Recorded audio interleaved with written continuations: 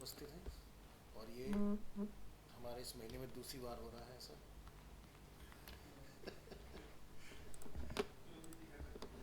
अच्छा,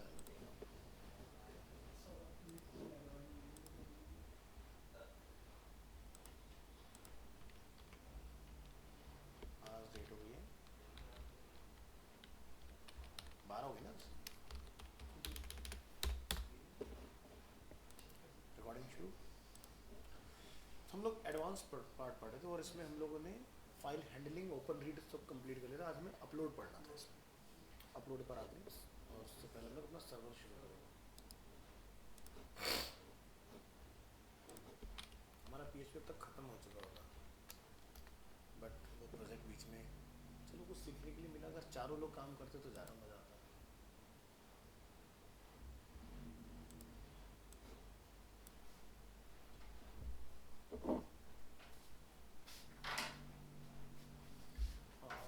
सुन, शंकर को बोलना इसका ना फिल्टर क्लीन हो गया, फिल्टर क्लीन करवा देंगे इसका, ठीक है।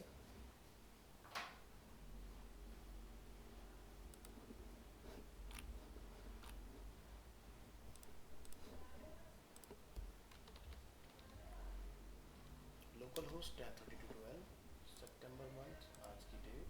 और हम यहाँ पर देखेंगे एडवांस के अंदर फाइल अपलोड।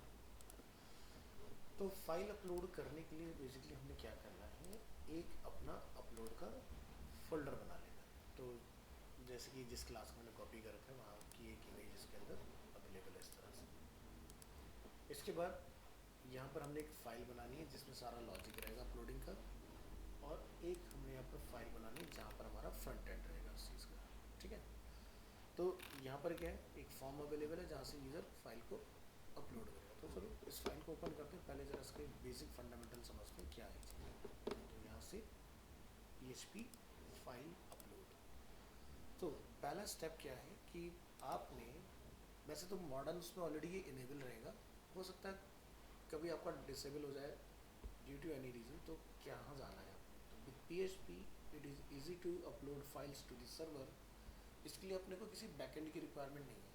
फाइल अपलोडिंग आप डायरेक्ट करा सकते हो। ये नहीं कि आपको बैकएंड में MySQL वगैरह कुछ लगाना है, तो ऐसा कुछ नहीं चाहिए हमें। उसकी ज़रूरत हमें तब होती है जैसे मान लो कि आपने फेसबुक या इंस्टाग्राम या व्हाट्सएप पर अपनी कोई फ़ोटो लगा रखी है और आपने उसके अगेंस्ट फ़ोटो चेंज करनी है, तब हम लोग डेटाबेस के अंदर एंट्री कराते हैं इमेज की। डायरेक्ट कुछ रखना है तो हमें कुछ ज़रूरत नहीं है।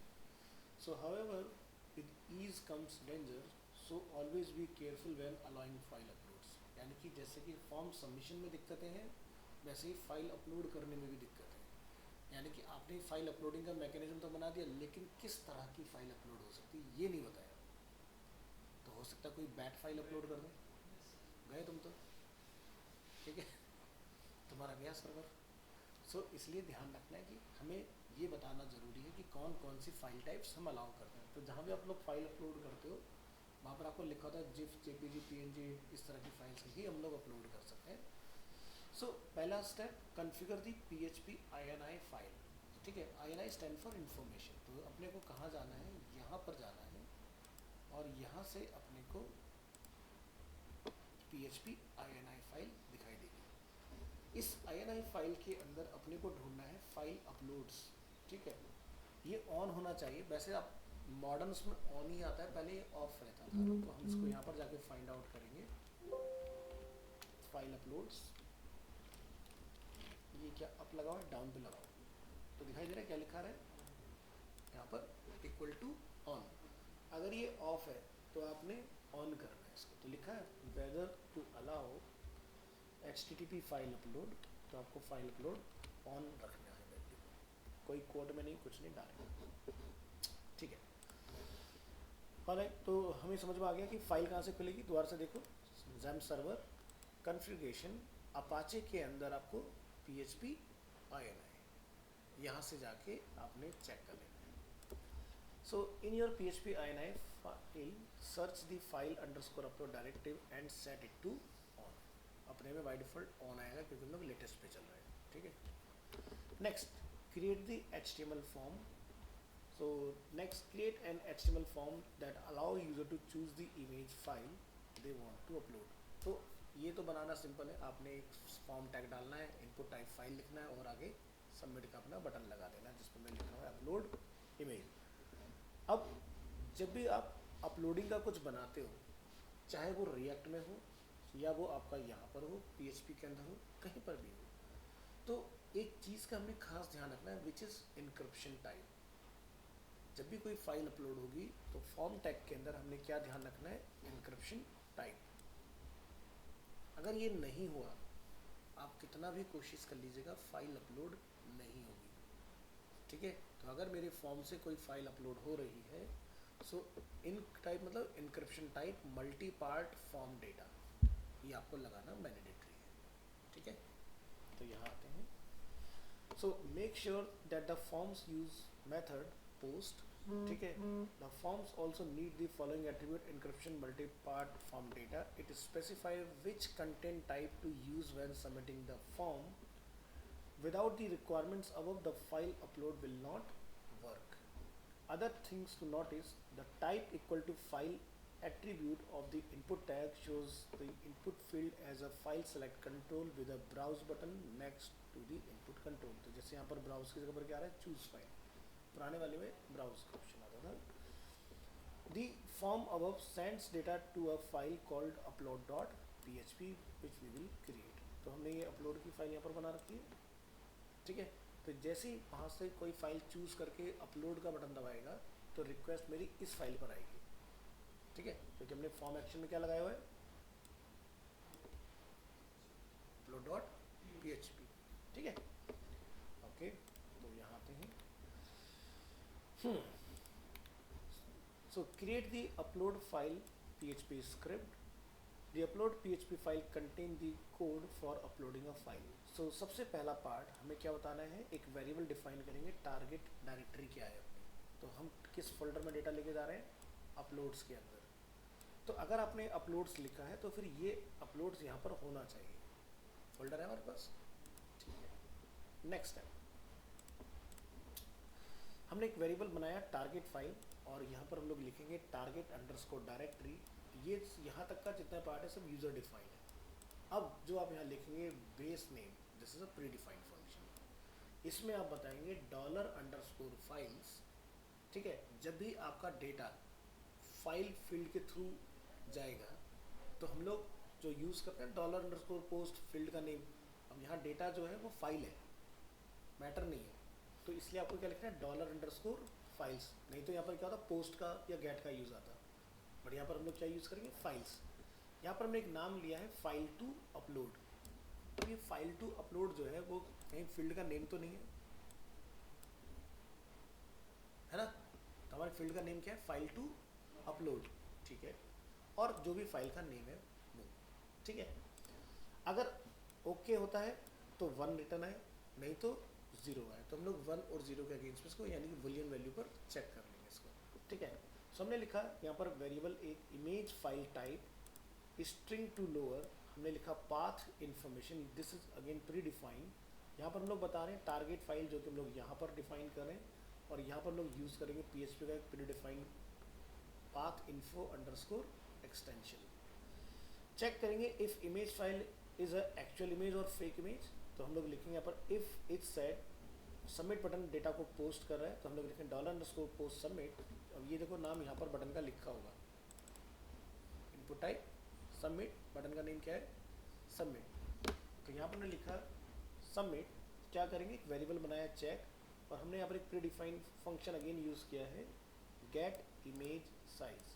ठीक है, अब गेट इमेज साइज आप देखो ऊपर कहीं डिफाइन नहीं है, ठीक है, predefined get image size dollar underscore files. File किसके पास है, फाइल टू अपलोड, और फाइल जब भी आपकी अपलोड होती है तो जाती है टैम्प फोल्डर के अंदर, तो इसलिए हम लोग यहाँ पे क्या लिखेंगे, टैम्प अंडरस्कोर नेम।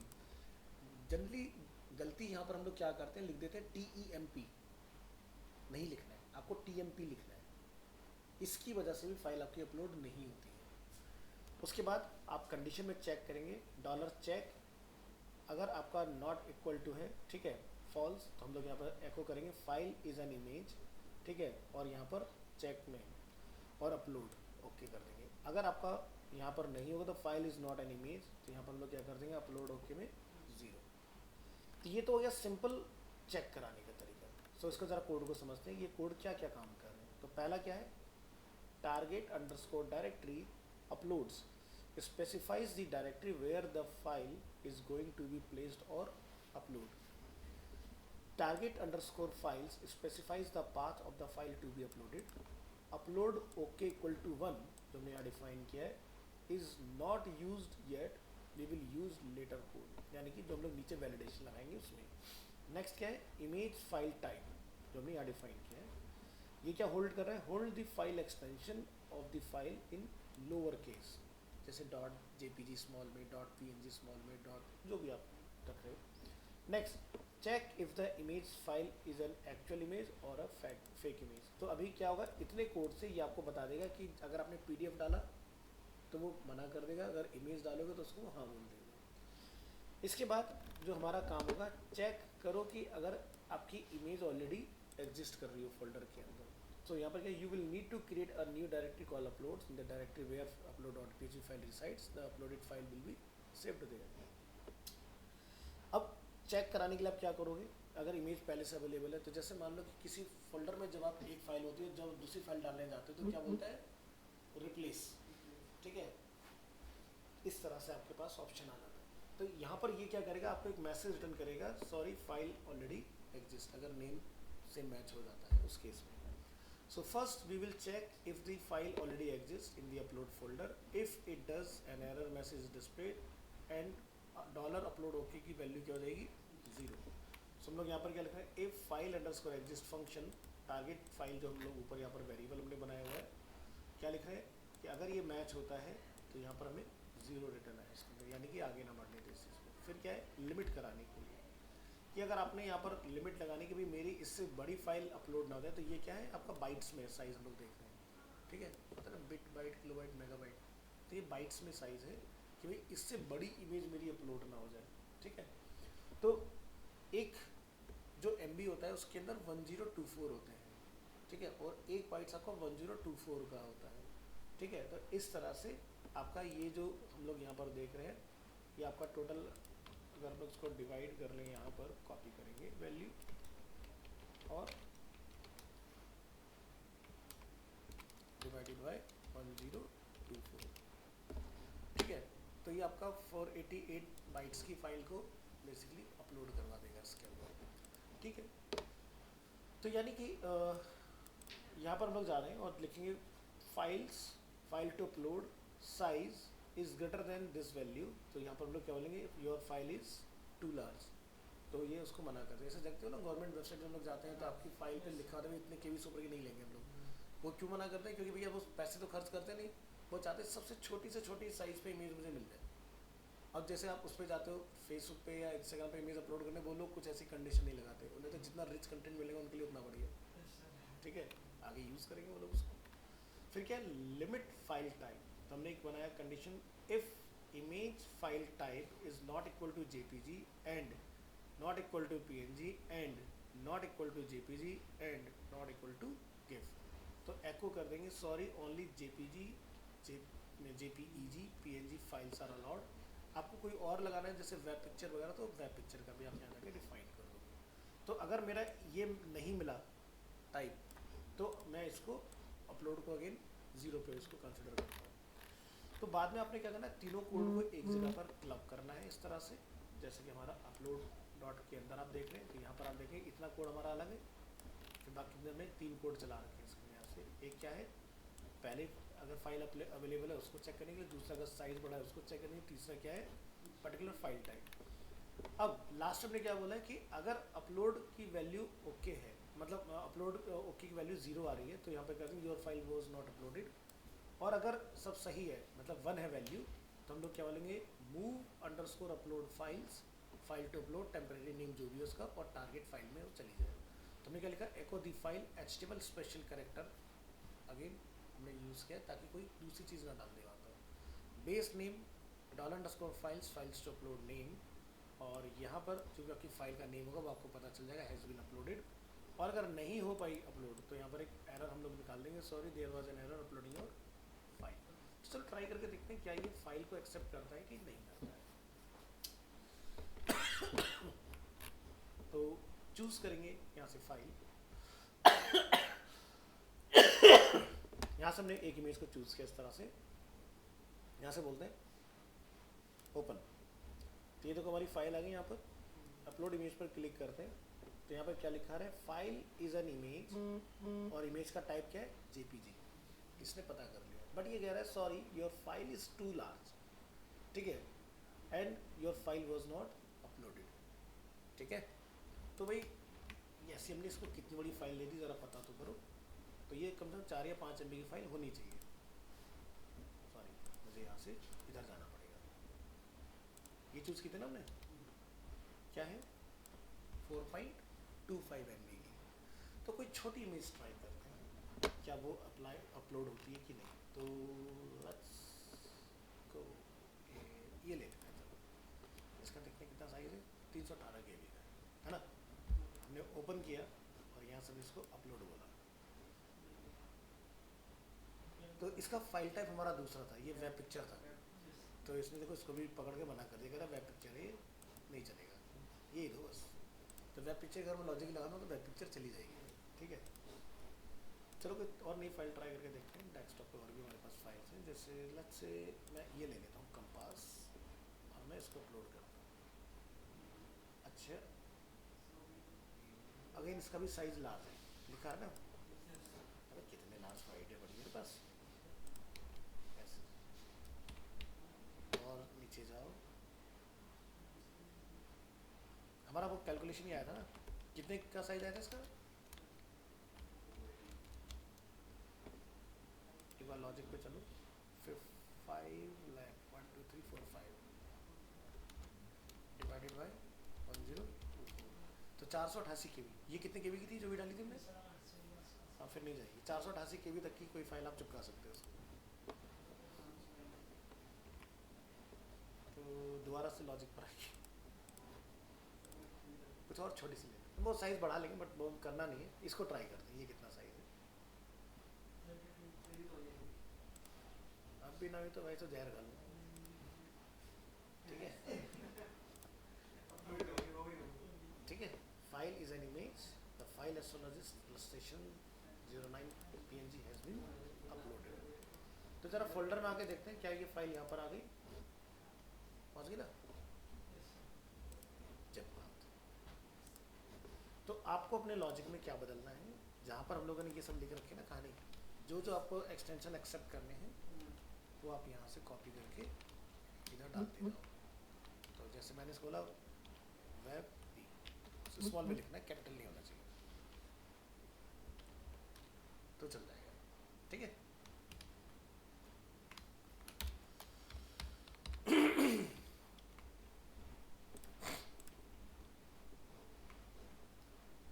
तो फाइल अपलोडिंग के लिए हमें किसी बैकएंड की नीड नहीं है, ये काम डायरेक्टली हो जाएगा। नेक्स्ट टॉपिक हमारा PHP के अंदर कुकीज़, खाने वाली नहीं, इंफॉर्मेशन वाली। चलो तो PHP कुकीज़ की बात करते हैं।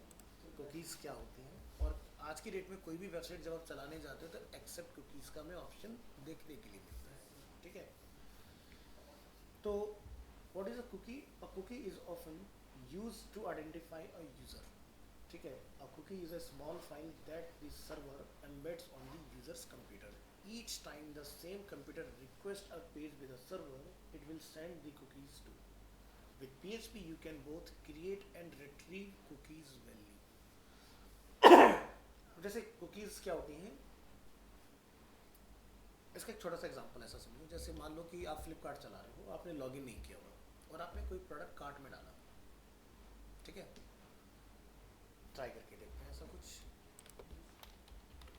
फ्लिपकार्ट लॉगिन नहीं है, हम किसी प्रोडक्ट पर आते हैं और उस प्रोडक्ट को लेकर हम लोग बोलते हैं कि भाई इसको ऐड टू कार्ट कर दो। तो कार्ट अभी खाली है, जाके देखो ब्लैंक है कार्ट, तो हमने यहाँ से क्या बोला, add to cart.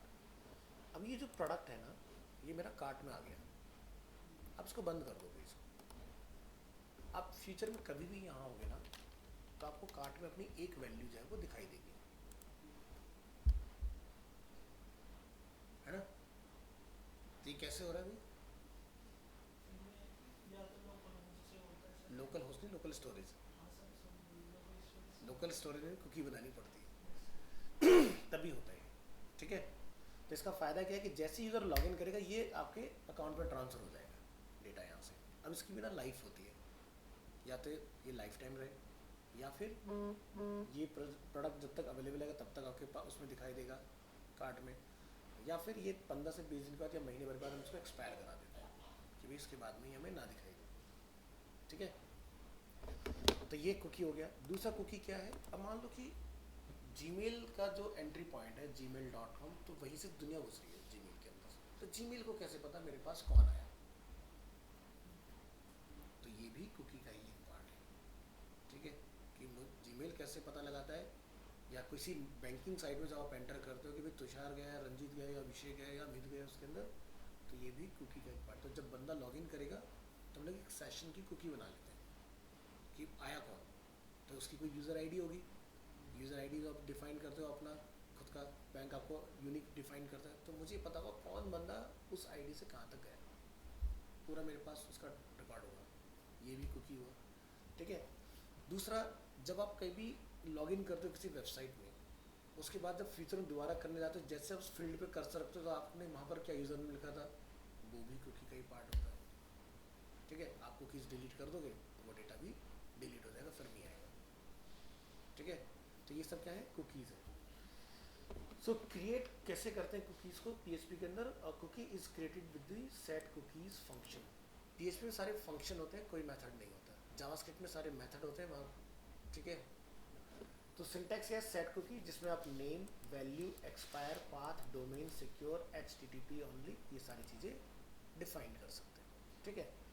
Only the name parameter is required, all other parameters are optional, यानी कि चॉइस है आपकी, यूज़ करना है करो, बट नेम तो मुझे चाहिए ही चाहिए, ठीक है।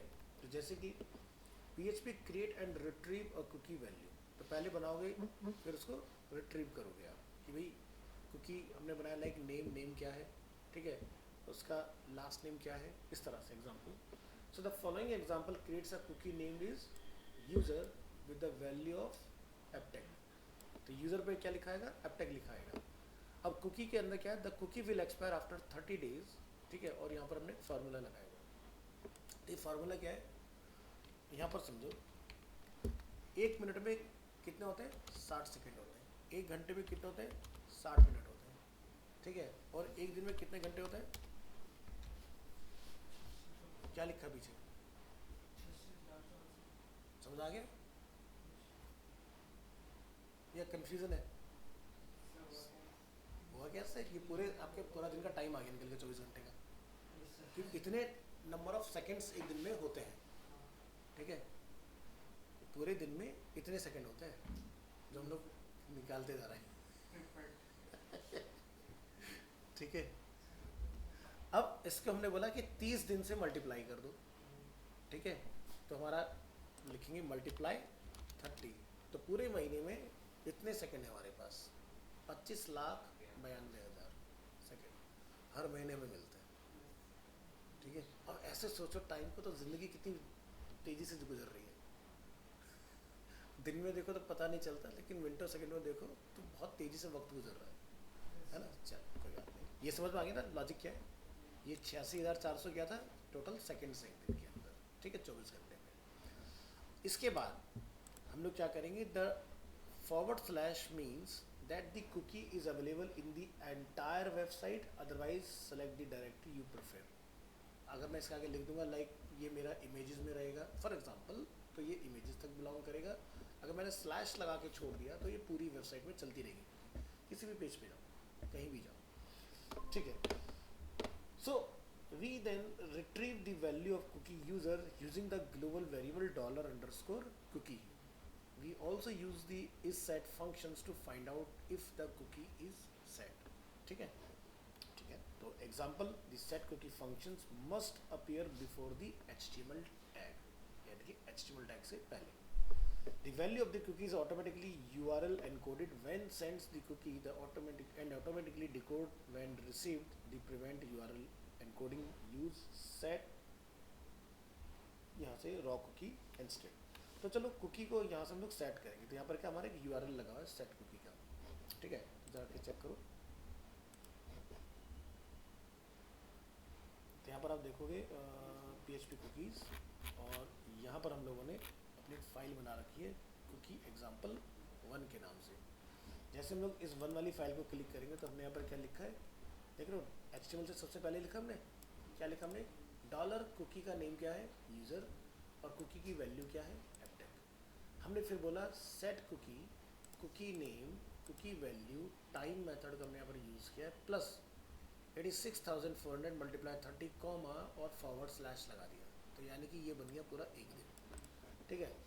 तो यहाँ पर स्लैश के आगे अगर आपके इसमें मल्टीपल डायरेक्टरी है तो ये पर्टिकुलर डायरेक्टरी का नेम बता दो, नहीं तो पूरे उसमें प्रोजेक्ट में आपका लाइव अगर चला रहे हो तो चलता रहेगा। इसके बाद हम लोग इसको रिट्रीव कर रहे हैं। हमने यहाँ पर क्या लिखा, ऊपर क्रिएट करा, नीचे रिट्रीव किया। हमने लिखा if undefined is set dollar underscore cookie cookie name, ठीक है। एको करेंगे कुकी नेम वेरिएबल को इज़ नॉट सेट, और अगर सेट है तो फिर आपको यहाँ पर रिटर्न हो जाएगा नीचे।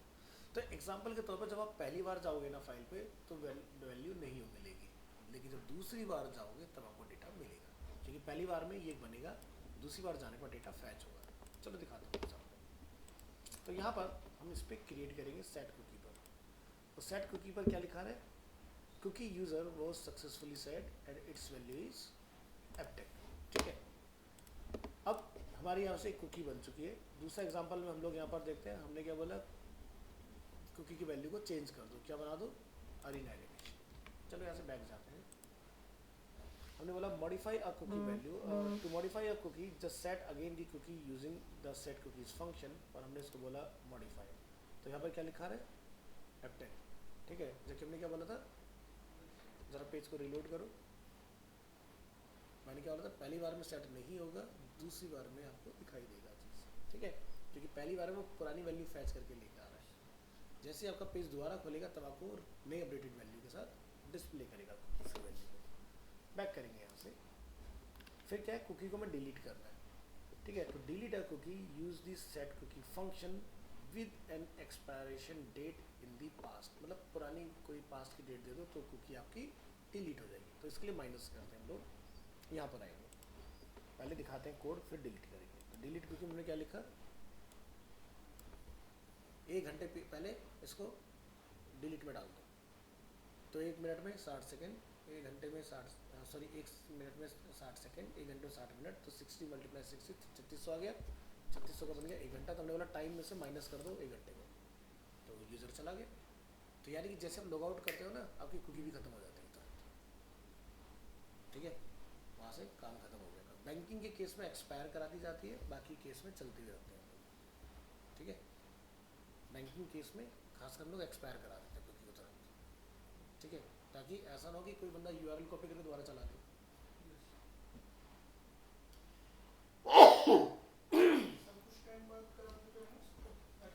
ऑटोमेटिक वाला भी करा देते हैं, नहीं तो जैसे लॉग आउट का बटन रहता है तो उसी पे लॉजिक लगा रहता है ये वाला भी, क्योंकि एक्सपायर का। नॉर्मल वेबसाइट में हम कुकी का यूज़ नहीं करते, हम लोग सेशन को डिस्ट्रॉय कर देते हैं। हम लोग इसमें पढ़ेंगे सेशन अनसेट, सेशन डिस्ट्रॉय। तो अभी देखो यहाँ पर क्या, कुकी यूजर इज डिलीटेड, हमें रिटर्न आना चाहिए। तो चलो हम लोग यहाँ से,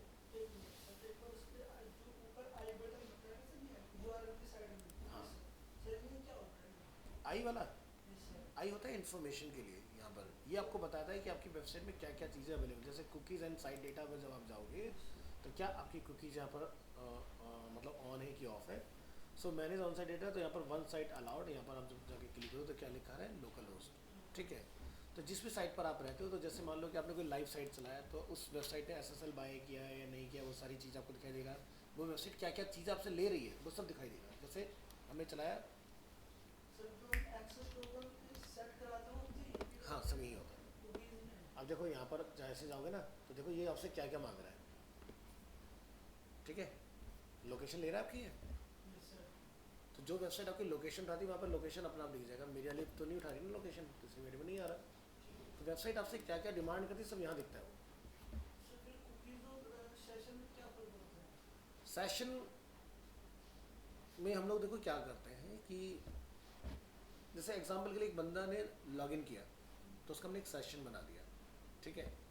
सेशन जब बनेगा तो उस सेशन को हमें क्या होता है टर्मिनेट भी करना पड़ता है कि भाई एक्सपायर। तो एक्सपायर क्या होता है, जैसे एक मान लो कि मैंने सेशन चला रखा है और 10 मिनट तक अगर कंप्यूटर मेरा आइडल मोड में है तो सेशन एक्सपायर हो जाए। खासकर बैंकिंग में आप लोग ये देखते हो कि अगर आपका कीबोर्ड माउस आइडल मोड में है, मतलब बिल्कुल हिला डोला नहीं, तो वो चाहे आप 2 घंटे खुला रखो, पूरा दिन खुला रखो, आपका सब कुछ ऐसे ही दिखता रहेगा, लेकिन जैसे कोई जाके इंटरेक्ट करेगा तुरंत लॉग आउट हो जाएगा उस केस में।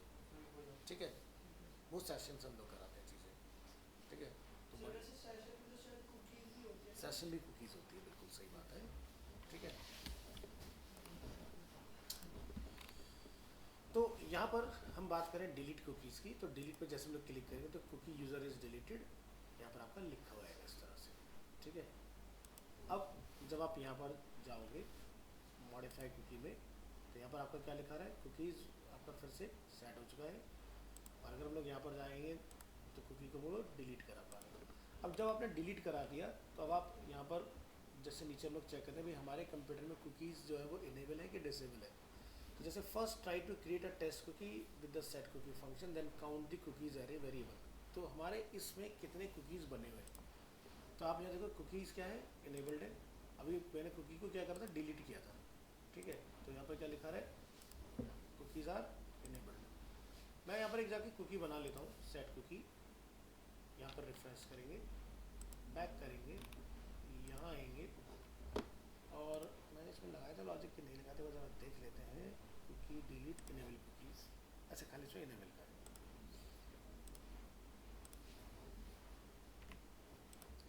तो अगर आपकी वैल्यू कुकीज़ की जो लेंथ है अगर ग्रेटर दैन 0 है तो यहाँ पर आएगा कुकीज़ आर इनेबल्ड, अदरवाइज आपका कुकीज़ क्या लिखाएगा, डिसेबल्ड लिखाएगा इसके अंदर।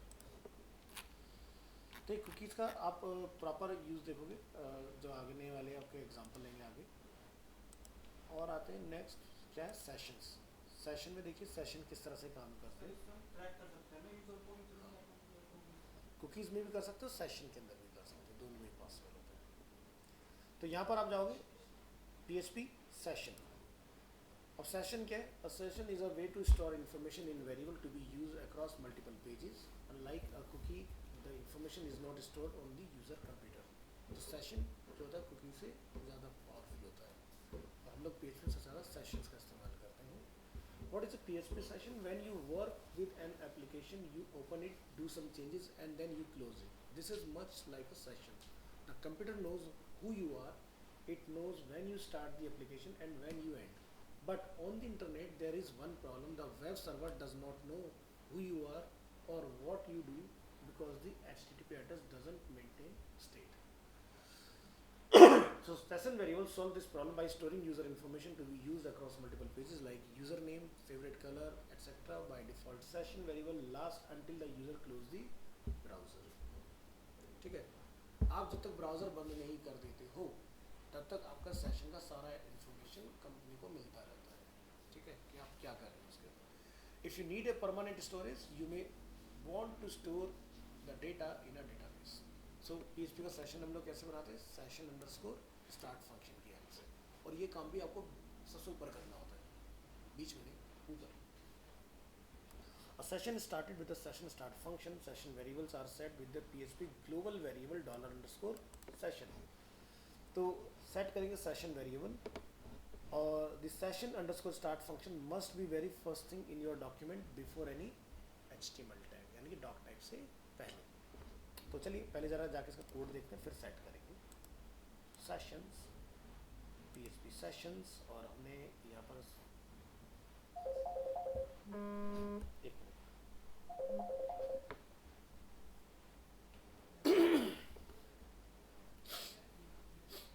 हाँ, तो यहाँ पर हम लोगों ने अपनी एक फाइल अटैच की है सेशन एग्जाम्पल।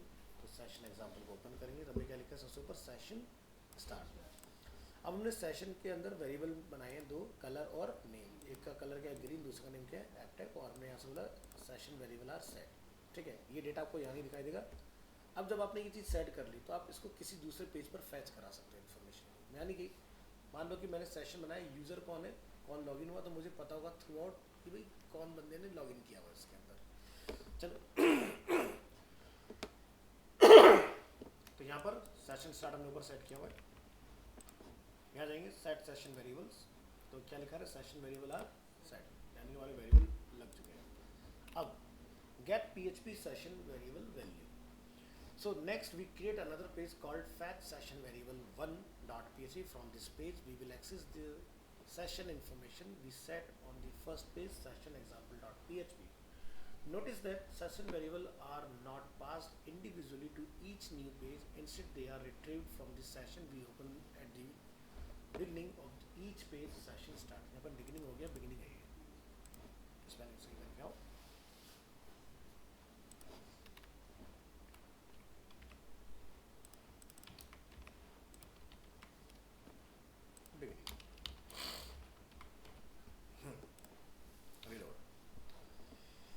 तो also notice that all session variable values are stored in a global $_session variable. तो चलिए हम लोगों ने यहाँ पर वैल्यू को सेट किया है, ज़रा चेक करके देखते हैं। Fetch session variable example1 click, हमने क्या सेट किया था, और एप्टेक। तो ज़रा इस पेज पर आओ, 1 वाली फाइल पर, और चेक करो कि इस पर कितने क्या लिखा है। सेशन स्टार्ट चला रखा है, तो सेशन अगर आपका चल रहा है तो सेशन वो यहाँ पर भी आ जाएगा अपने आप, और उसके अंदर आपने पीछे वाली फाइल में क्या डेटा सेट किया था आप इधर लाके फैच कर सकते हो directly.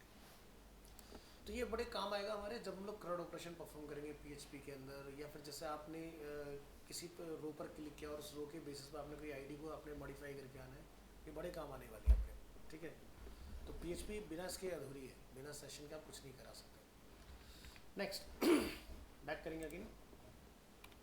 Another way to show all the session variable values for a user session is to run the following code. तो वेरिएबल नंबर 2 पर हम लोग आएंगे। यहाँ पर हम लोग क्या लिख रहे हैं, प्रिंट रेफरेंस $सेशन में कितने वेरिएबल हमारे स्टोर हो रखे हैं। तो ये अपना पूरी लेंथ दे देगा मुझे निकाल के, जैसे आप क्लिक करोगे क्या क्या है, कलर ग्रीन है, नेम क्या है, एप्टेक है। तो ये एरे फॉर्म में डेटा अपने ना स्टोर करते जाता है सेशन, जो जो काम आप करते जाओगे, ठीक है। नेक्स्ट हम यहाँ पर बैक करेंगे। So how does it works? How does it know it's me? इसे कैसे पता, ठीक है। So most session set a user key on the user computer that looks something like this, ठीक है। ये आपके टेम्प में जाके स्टोर होते रहते हैं। तो जब भी आप कोई टेम्प अपना खोलते हो ना, तो बहुत बड़े बड़े से लिखे आते हैं कुछ, जैसे यहाँ देखो टेम्प, सॉरी ऐसा रहा टेम्प नहीं, रन, यहाँ देखो टेम्प, ठीक है। तो यहाँ देख रहे हो कुछ इस तरह से नंबर लिखा हुआ है। अब जरा इसको थोड़ा सा लोग परसेंटेज टैम्प पे, क्योंकि टैम्प की हम लोग बात चल रही है, तो इसको परसेंटेज टैम्प पे सर्च करके लिखा हूँ, परसेंटेज टैम्प। ये देखते हो सब, ये सब सेशन है, ठीक है। जो आप जाके डिलीट मार के आते हो ना, ये सारे के सारे जो लगते हैं जैसे कोई विंडो की की हो, ये सब सेशन होता है आपके अलग अलग जगह पर जो भी आप काम करते हो। तो कंप्यूटर में आप आगे पीछे कैसे चले जाते हो, कुछ भी करते हो, बैंक जाना है, आगे जाना है, सब सेशन ही तो है, उसको सब पता होता है। सॉफ्टवेयर चलाओ, ब्राउज़र चलाओ, जो मर्जी करो, यहाँ सब आके स्टोर होता रहता है पीछे आपका। इवन अगर मैं मेरा जो रिकॉर्डिंग चल रहा है तो उसका भी सेशन बना हुआ है यहाँ पर। तो डेटा जो होता है वो कई बार डिलीट नहीं होता, वो टाइम के अंदर पड़ा रह जाता है, ठीक है। जैसे मान लो कि मेरी क्लास चल रही है और रिकॉर्डिंग बीच में एकदम ठप से बंद हो गई, मैं चला नहीं पाऊँगा, लेकिन मेरी पूरी 2 GB की रिकॉर्डिंग होगी, 3 GB की, वो सेशन में यहाँ पड़ी होगी, ठीक है। तो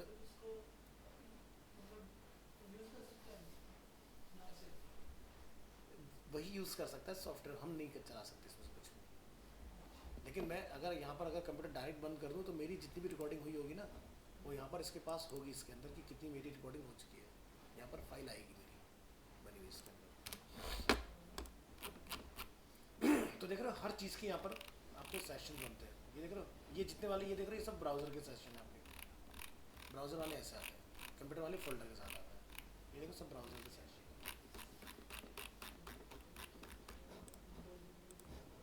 चलो, तो मैंने वो दिखाया कि लाइक दिस, इस तरह का आपको कुछ कॉम्बिनेशन आपको मिलेगा। Then when a session is open on another page, it scan the computer for a user key. If there is a match, it access that session, if not, it start a new session, ठीक है।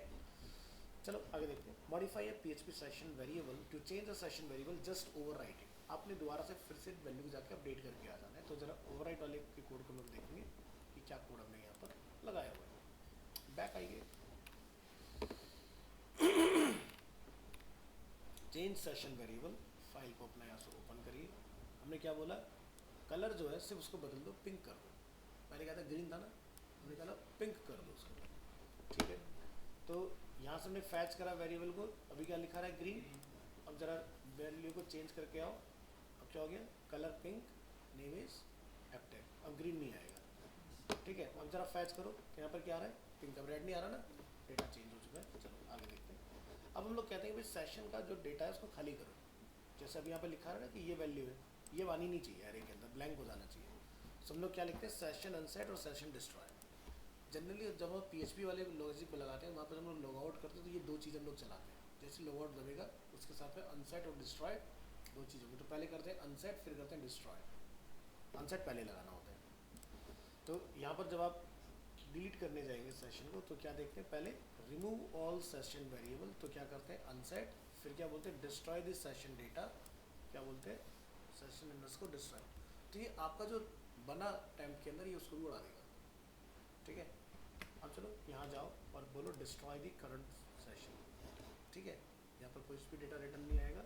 अब हम क्या करेंगे, fetch करके देखते हैं ऊपर जाके वैल्यू को, क्या हमें डेटा मिल रहा है कि नहीं मिल रहा है। एरे क्या हो गया, खाली हो, ठीक है, क्योंकि अब डेटा नहीं है, एरे आपको ब्लैंक दिख जाएगा। तो ये होता है PHP का session, log in log out sign in sign out के लिए सबसे ज़्यादा यूज में आने वाली चीज़। बात करते हैं फिर फिल्टर की इसके अंदर, कि PHP के अंदर कुछ पहले से प्री डिफाइंड आपको फिल्टर मिलते हैं। जैसे इससे अपना कोड लिखना जो इतना लंबा पड़ता है वो छोटा हो जाता है। जैसे आपने देखा होगा फिल्टर वैलिडेट ईमेल हमने यूज़ करा था फॉर्म वैलिडेशन के अंदर। तो जनरली क्या लगता है हम लोग उसके लिए, जावास्क्रिप्ट अगर करोगे तो आपको रेगुलर एक्सप्रेशन यूज़ करना पड़ता है। PHP में आपको ज़रूरत नहीं है, खाली फिल्टर वैलिडेट ईमेल लगा दो, आपका वैलिडेट हो जाएगा ईमेल। तो PHP filter.php इस फाइल को हम लोग यहाँ से रन करेंगे। क्या करता है फिल्टर्स, वैलिडेट डेटा, मतलब determines if the data is in proper form, और sanitizing data, remove any illegal characters from the data. ये दो काम आपका फिल्टर करता है, ठीक है। हम लगता है अनडिफाइंड फिल्टर जो हमने अपने फॉर्म वैलिडेशन में यूज़ किया था, तो वो यही चीज़ थी। सो PHP filter extension, spelling mistake हुई है,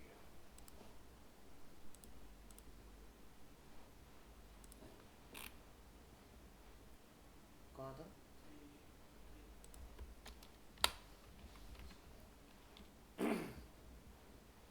PHP filters are used to validate and sanitize user input. The PHP filter extension has many of the functions needed for checking user input and is designed to make data validation easier and quicker. ठीक है, आप regular expression से code को छोटा तो कर सकते हो, बट रेगुलर एक्सप्रेशन आसान चीज़ नहीं है, क्योंकि कॉम्बिनेशन अगर आपको नहीं समझ में आते तो आपके लिए कॉम्प्लिकेटेड हो जाएगा। तो फिर तो आपको वहीं से कॉपी पेस्ट मिले तो आपका काम हो पाएगा उसके अंदर। सो वहीं पर ये आपका क्या करता है, आपका काम आसान करता है। जैसे हम लोग देखते हैं भी कौन कौन से फिल्टर्स अवेलेबल हैं, तो हम लोग देखते हैं the filter underscore list function can be use to list what the PHP filter extensions offer. जैसे मैं ये फाइल ओपन करूँ, मेरे पास पूरी लिस्ट ओपन हो गई, तो आप देखोगे इंटीजर को चेक करने का आपके पास है फिल्टर, बुलियन को चेक करने का है, फ्लोट को चेक करने का है, रेगुलर एक्सप्रेशन को चेक करने का है, डोमेन को चेक करने के लिए URL, email, IP, MAC address, string, strip, encoded, special character, full special character, unsafe email, URL, integer number, floating number, ये सारी चीज़ों को आप चेक कर सकते हो। इन सब की ID यहाँ पर अवेलेबल है। सो PHP ने ये लिस्ट मुझे कैसे बना के दी, हमने फॉर लूप चलाया हुआ है। तो अगर हम लोग यहाँ जाएँ और इस फाइल को अगर आप ओपन कर लेंगे, फिल्टर एग्जाम्पल को, यहाँ पर मिलेगी आपको फाइल। मैं इसकी टेबल को ज़रा सही कर देता हूँ, टेबल स्ट्रिप, ये थोड़ा सा ढंग से आएगा। और इसको एक कंटेनर में डाल देना, क्योंकि पूरी वेब पे अच्छा नहीं लग रहा देखो। Helping dot container,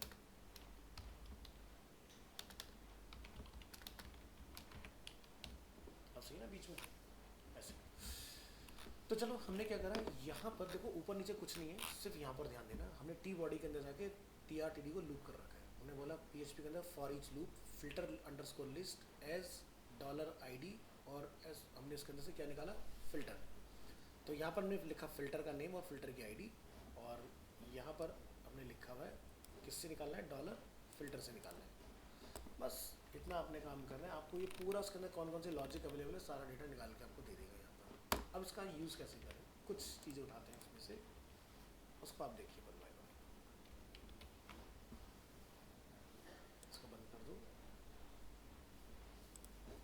filters, back करेंगे यहाँ पर, जूम करेंगे यहाँ पर, why use filters, many web applications receive external input या data can be user input from a form, यानी कि फॉर्म के थ्रू सबमिट हो सकता है, कुकीज़ हो सकती हैं, वेब सर्विसेज का डेटा हो सकता है, सर्वर के वेरिएबल्स हो सकते हैं, डेटाबेस की क्वेरी रिजल्ट्स हो सकते हैं. So you should always validate external data. Invalid submitted data can lead to security problems and break your web page. By using PHP filters, you can be sure your application get the correct input. So PHP filter underscore variable function both validate and sanitize data, and this function also a single variable will be with a specified filter. It takes two pieces of data. ठीक है, कैसे कैसे, पहला होता है the variable you want to check, second होता है the type of check to use. So string को सैनिटाइज कैसे करें? The following example use the filter underscore variable function to remove all HTML tag from a string. So example के तौर पर अगर हम लोग सैनिटाइज स्ट्रिंग की बात करते हैं तो यहाँ पर हमने क्या लिखा है, एक वेरिएबल और उसमें लिखा दिस इज अ हेडर. हम यहाँ पर इसको चेक कर रहे हैं न्यू स्ट्रिंग में कि भाई इसको वैलिडेट करो फिल्टर अंडरस्कोर वेरिएबल. तो मैंने पहले क्या बताया था कि दो चीज़ों के ऊपर ये चलता है. क्या है? पहला वेरिएबल जिसको आप चेक करना चाहते हो, दूसरा क्या टाइप आप चेक करना चाहते हो. तो हमने लिखा पर वेरिएबल मुझे कौन सा चेक करना है, स्ट्रिंग, और टाइप मुझे क्या चेक करना है, फिल्टर सैनिटाइज स्ट्रिंग. तो ये क्या करेगा, जितने भी एचटीएमएल के टैग होंगे उसको डिलीट मार देगा उसमें से और आपको उसका फाइनल आउटपुट दे देगा भी आपका आउटपुट क्या है. तो मान लो किसी ने फॉर्म के अंदर लिख के भेज दिया H1 tag first name example के लिए, तो ये फर्स्ट नेम रखेगा, बाकी सब उड़ा देगा खुद से. जरा ट्राई करके देखो क्या लिखा आ रहा है. अभी H1 टैग में तो नहीं आ रहा ना, अगर H1 टैग रेंडर हो रहा तो यहाँ पर आता. ठीक है, चलो इसको ज़रा बाईपास करके देखते हैं, आपको समझ में आएगा. तो मैं इस लाइन को बाईपास कर रहा हूँ यहाँ पर. तो अब जब मैं प्रिंट करूँगा तो H1 टैग आना चाहिए आउटपुट में. ये सुनो, यहाँ पे क्या लिखा है, H1 लिखा है ना. तो रिफ्रेश करो तो क्या आएगा यहाँ पर, इसको एको कराओ और यहाँ पर str लिखो. कौन सा टैग आ रहा है, H1 आ रहा है ना.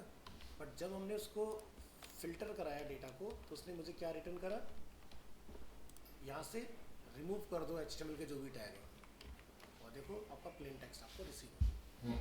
तो आपने कोई फॉर्म सबमिट कराया और यूजर ने कोई टैग लगा दिया, उड़ा दो, भेज दो, कोई दिक्कत नहीं, हमें हम अपने आप साफ कर देंगे डेटा लेने से पहले. तो इसने फिल्टर कर दिया डेटा उसके अंदर से. तो जैसे मान लो कोई तुम्हें कोड लिख के भेजा स्क्रिप्ट टैग में, लाओ साफ, तो स्क्रिप्ट टैग ही नहीं होता कोड चलेगा कैसे. ठीक है, तो समझ में आया. पहला filter underscore sanitize underscore string. ठीक है, चलिए दूसरा हम लोग देखते हैं एग्जांपल ईमेल के ऊपर बेस्ड. अच्छा नंबर का देखो पहले, validate and integer. The following example use the filter underscore variable functions to check if the variable integer is an integer. If integer is an integer the output of code below will be integer is valid.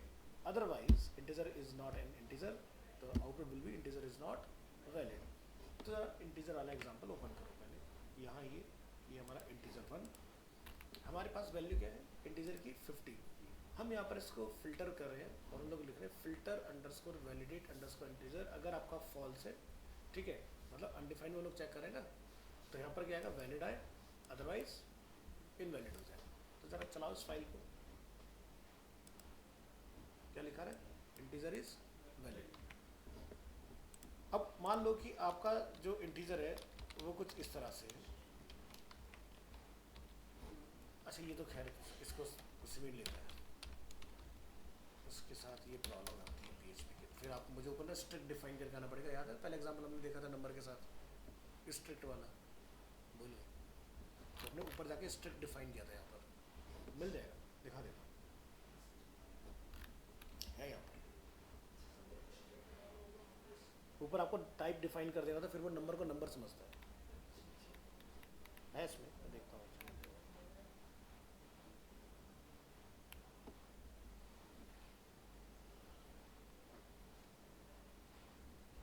String string string string string.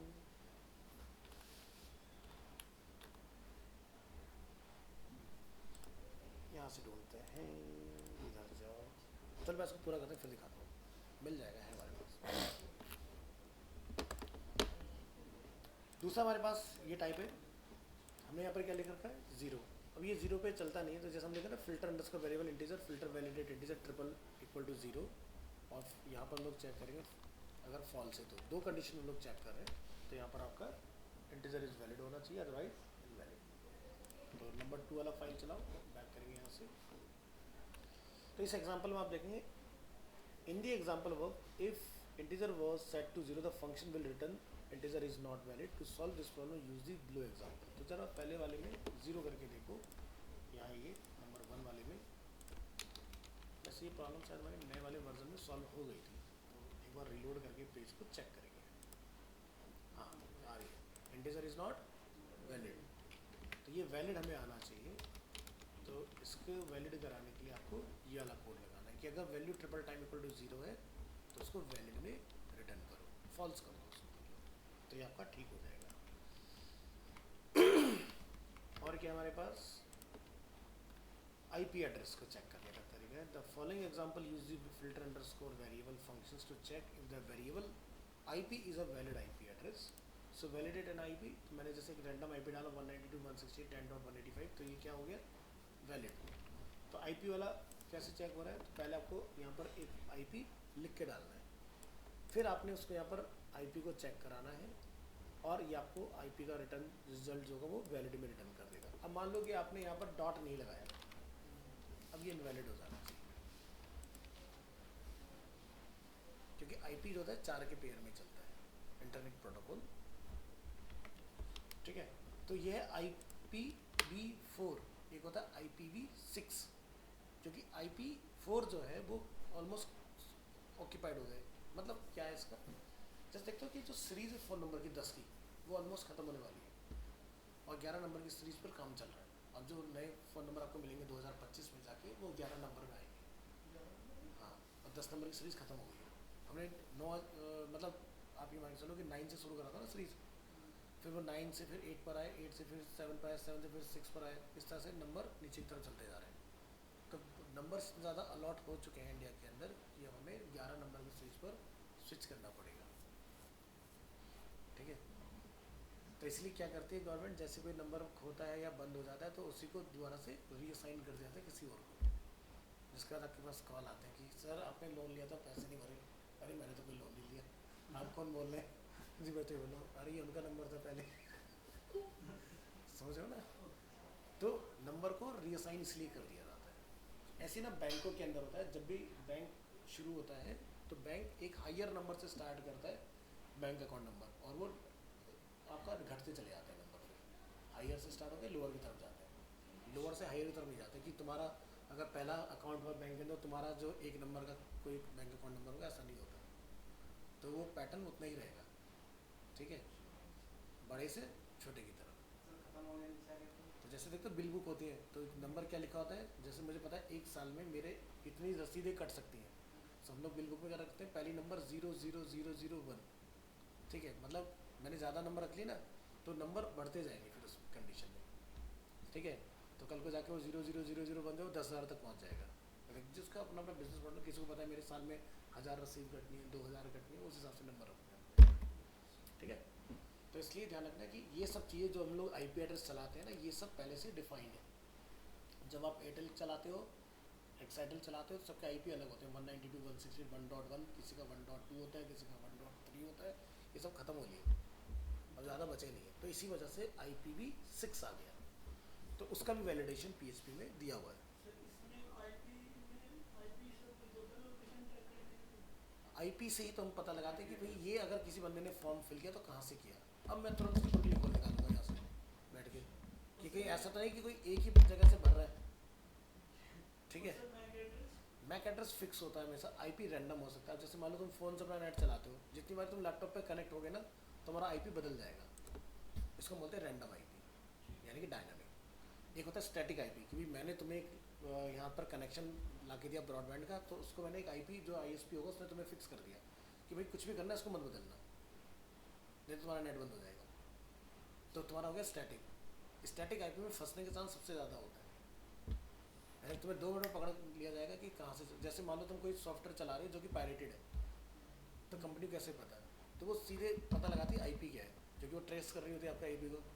अब वो IP को देखेगी, अच्छा ये एक्साइटल का है, वो तुरंत नियर बाई एक्साइटल के स्टोर पे पहुंचेंगे कि भाई बताओ ये आईपी किसका है, वो बताएगा जी ये तो तुषार का है। अच्छा जी तुषार का है, ठीक है, तो तुषार का सारा डेटा निकालेंगे वहाँ पर, क्योंकि डॉक्यूमेंटेशन तो करोगे ना तब लोगे।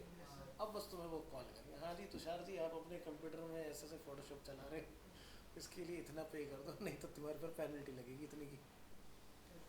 हाँ ऐसा ही होता है, यही तरीका है। बट तुम्हारे पास क्यों नहीं आता, क्योंकि तुम अकेले चला रहे हो। बट अगर तुम ग्रुप में, जैसे कल को तुम्हारा मन का है जी फ्रीलांस कंपनी स्टार्ट करते हैं अपनी, जहाँ तुम्हारे एक आईपी पर 10 फोटोशॉप चल रहे होंगे वाईफाई से कनेक्ट होके या लाइन से कनेक्ट होके, तो उस दिन तुम्हें धर दो जाएगा। ठीक है, अकेले को जाके क्या करोगे, उतना तो खर्चा हो जाएगा, इतने का तुमसे पैसा नहीं मिलना। तो जब तुम्हारी देखते हैं ना कि बंदे को पहले कहते हैं ना ठाकुर इन सबके अंगूठे लगवा लो, नहीं इन्हें पहले खाने की आदत लगने दो।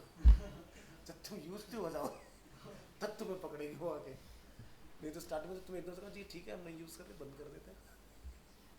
तो ये हाँ, मैक एड्रेस निकालने का भी तरीका होता है। आईपी से लोकेशन कैसे निकालते हैं, लोकेशन निकालने का तो जावास्क्रिप्ट में तुम्हें बताया तो था, जियो पोजीशन मेथड जो होता है वो तो पेज पे लगा रहता है, बस हम आपकी बिना आपको बताए लोकेशन उठा लेंगे आपकी कोऑर्डिनेट्स। अरे जा हाँ,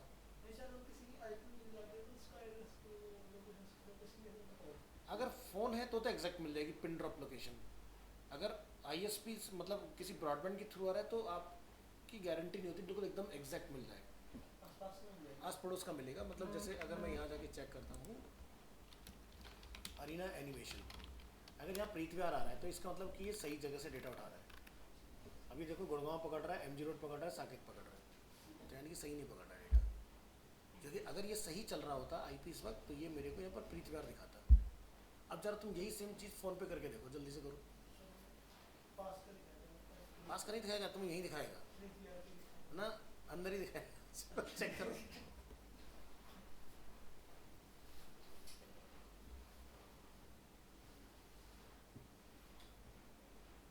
ओनली अरीना एनिमेशन लिखना है और फिर नीचे आना, पहला क्या दिख रहा है देखो, इधर देखो इधर देखो, पहला अरीना कौन सा आ रहा है, आगे प्रीत विहार।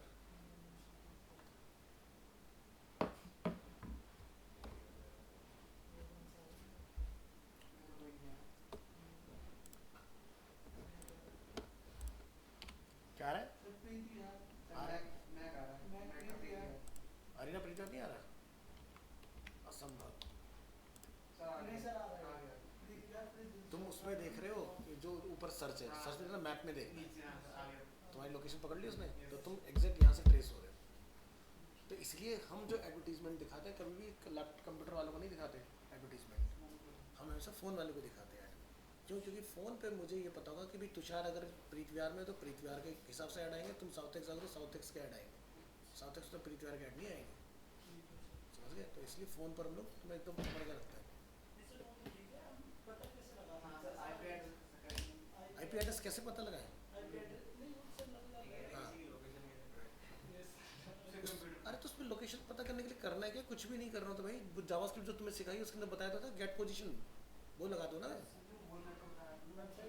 हाँ, तो खाली उतना कोड लगा दो, तुम्हारे पास बंदा जहाँ जहाँ जाता है तुम्हें एग्जैक्ट उसके कोऑर्डिनेट्स आते रहेंगे। हाँ,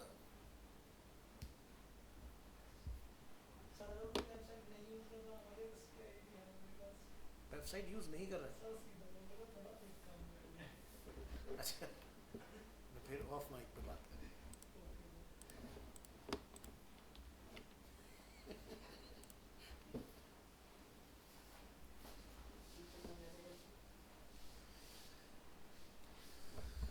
हाँ तो चलो आगे देखते हैं। तो आईपी एड्रेस वाला हम लोगों ने चेक किया, कहाँ गया आईपी एड्रेस, ये रहा। इसी तरह से आता है sanitize and validate an email address. The following example uses the filter underscore variable functions to first remove all illegal characters from the $email variable, then check if it is a valid email address. So हम लोग यहाँ से check करेंगे info@bestindia.com is a valid, क्योंकि इसमें .com भी मिल रहा है और @ भी मिल रहा है, इसके आगे भी कुछ है, .com से पहले भी कुछ है और डॉट के बाद भी कुछ है।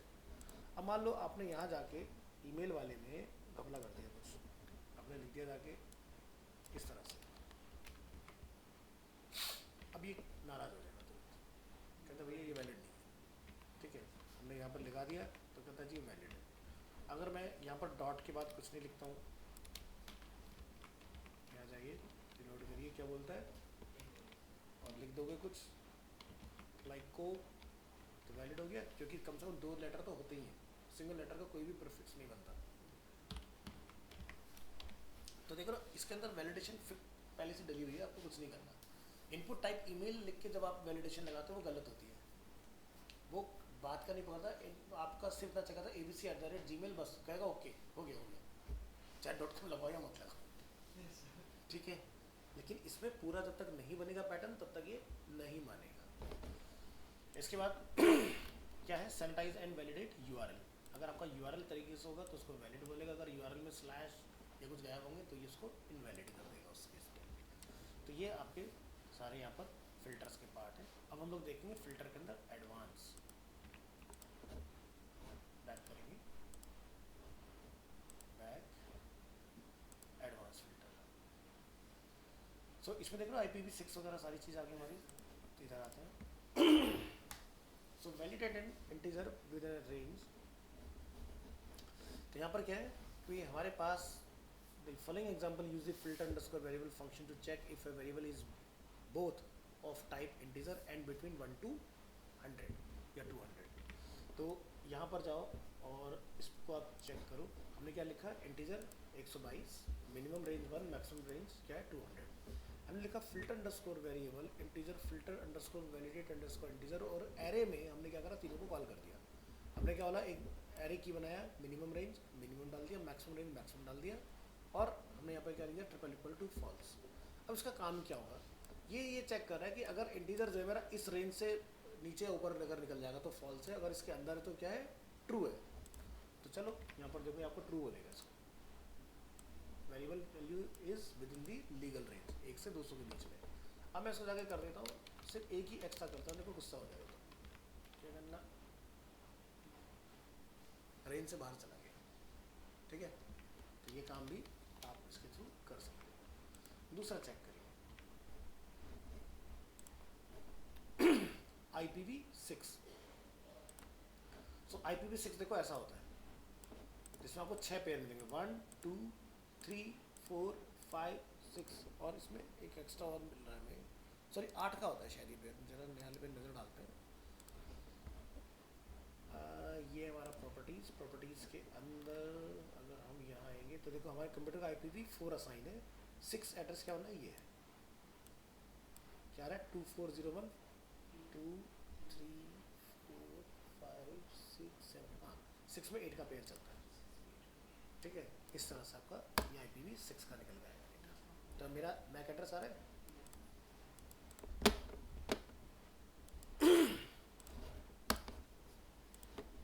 तो इसके लिए लॉजिक देखो पीछे से लगा हुआ ना, IPv6 के लिए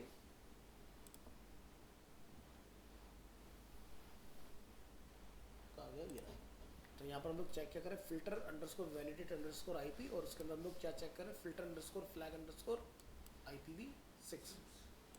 तो ये 6 को चेक करने के लिए, अगर आप इसमें 4 को ट्रेस कराओगे तो 4 को इनवैलिड कर देगा ये। देखो मैं अगर इसको जाके कमेंट करता हूँ, इसको चलाता हूँ तो बोल देगा ये इनवैलिड। ठीक है, तो वैलिड जो बनता है वो ये वाला है 6 के अंदर, दिस इज वैलिड। नेक्स्ट है validate URL must contain query string, यानी कि अगर क्वेश्चन मार्क वगैरह जो हमारा रहता है, तो the following example use the filter underscore variable function to check if the variable $URL is a valid URL with a query string. So यहाँ से हम लोग चेक कर रहे हैं क्वेरी ID इक्वल टू 5, तो क्वेश्चन मार्क जो होता है वो क्वेरी स्ट्रिंग के लिए हम लोग यूज़ करते हैं। अब मान लो जैसे आपने गूगल में जाकर लिखा अरीना एनिमेशन, तो यहाँ पर देखो क्वेरी स्ट्रिंग आ रहा है Q इक्वल टू, इस तरह से। तो अगर आपको ये वाला सिस्टम क्लियर होता है तो आप बहुत इजीली अपना बना सकते हो, कि जैसे भी मेरे पेज में मैंने एक सर्च कल बना दिया, यूज़र सीधे क्लिक करे सर्च हो जाए। ठीक है, तो क्या करेंगे अपन, छोटा सा डेमो देखते हैं। इसी के अंदर बना देता हूँ demo.html 5 और यहाँ जाके हम लोग लिख देते हैं bs5 कंटेनर और हम अपना खुद का सर्च इंजन बना लेते हैं। हमने क्या लिखा .container.row.col और हमने यहाँ जाके लिखा images/images/ गूगल की फ़ोटो चोरी कर लो यहाँ से अगर लगाना चाहो तो। आई क्लिक इंस्पेक्ट,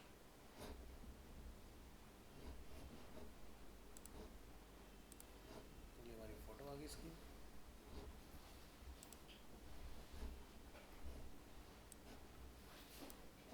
यहाँ से इसको सेव कर लेंगे। सेव करके कहाँ डालेंगे? अपनी लोकेशन कहाँ पर चल रहा है? डी ड्राइव में, डी ड्राइव के अंदर TTS नहीं, डी ड्राइव के अंदर सर्वर के अंदर htdocs टाइम सितंबर, आज की date, advance, filter advance, images और गूगल लोगो। ठीक है, चलो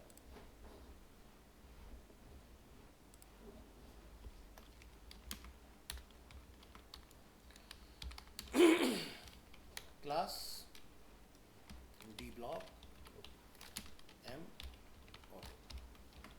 ठीक है, नेक्स्ट हम यहाँ पर एक नया रो बना लेते हैं और यहाँ पर एक फॉर्म बना लेते हैं और फॉर्म के अंदर हम लोग एक बना लेते हैं इनपुट टाइप टेक्स्ट, इस तरह से कुछ, और एक यहाँ पर बना लो डॉट कॉलम, अभी कॉलम में रखो, फालतू कहानी नीचे अपने को। एंटर करो और इसको क्या बोल देंगे? Input type submit. Class form control की जगह पे लगा देंगे बटन प्राइमरी और इसको क्या बोल देंगे? Value search. ऐसे आता है कि गूगल पे जरा देखना,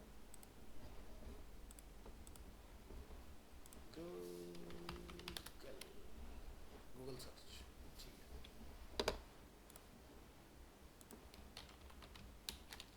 तो ऐसे ही हमने फर्जी सा कुछ बना दिया। ट्राई करके देखते हैं ये कैसे काम करता है। इसको लोग कॉलम 12 एंड कॉलम 12 और टेक्स्ट सेंटर और टेक्स्ट सेंटर। परफेक्ट, चल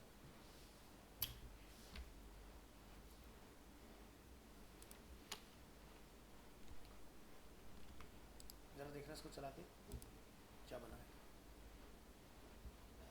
ऐसा कुछ हमने बना दिया ना।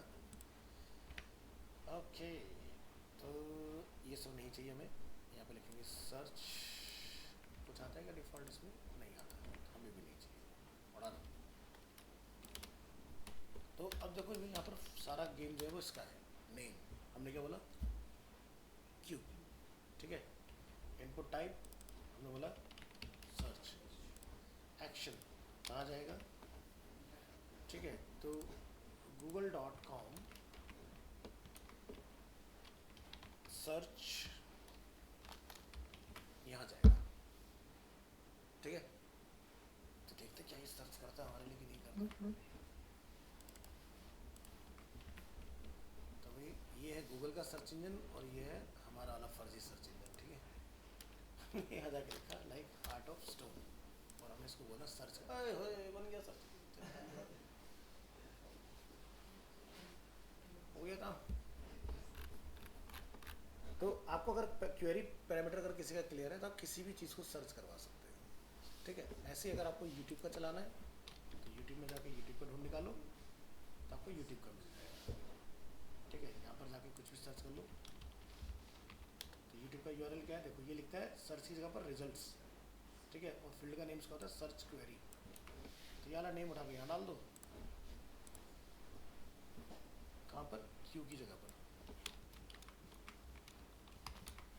और ये वाला जो ऊपर का पार्ट है वो लेके यहाँ डाल दें।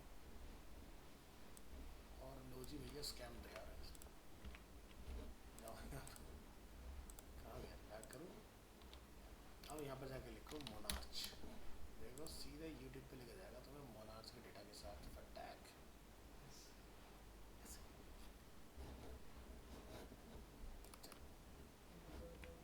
खेल अलग चीज़, डिलीट कर देंगे उसको।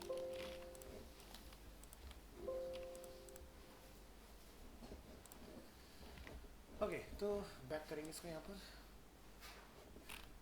नेक्स्ट आपका remove characters with ASCII, American standard character जो हमारे होते हैं, तो उसको हम लोग यहाँ पर देखेंगे। From filter underscore variable function to sanitize string it will both remove all HTML tag and all characters with ASCII greater than 127 from the string.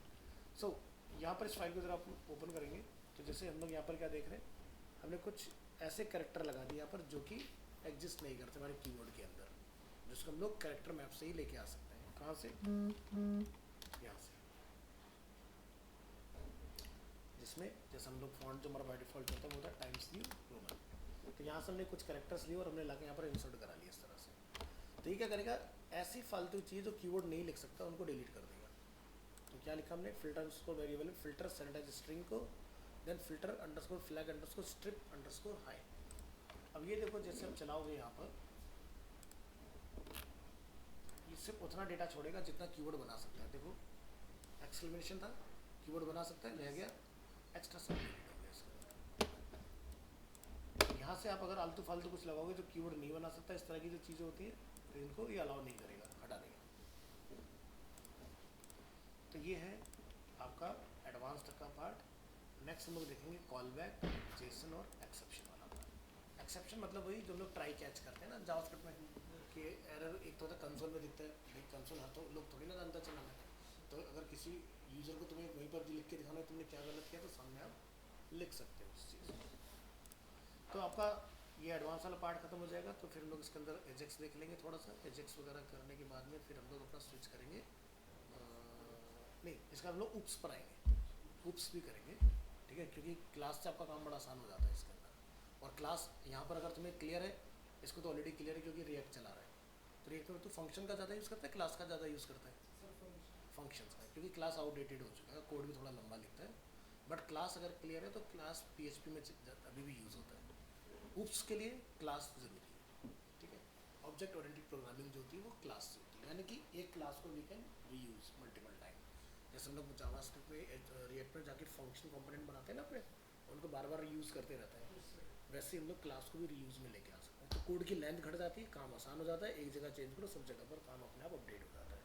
तो कैसे एक क्लास को दूसरे में इनहेरिट करना है, वो सारी चीज़ें आपको, तो यहाँ पर जो क्लास पढ़ोगे ये तुम्हें रिएक्ट में जब मैं क्लास का आपको पढ़ाऊंगा टॉपिक, तो वहाँ पर तुम इजीली कनेक्ट कर जाओगे। तो फाइल शेयर करूँगा, गो थ्रू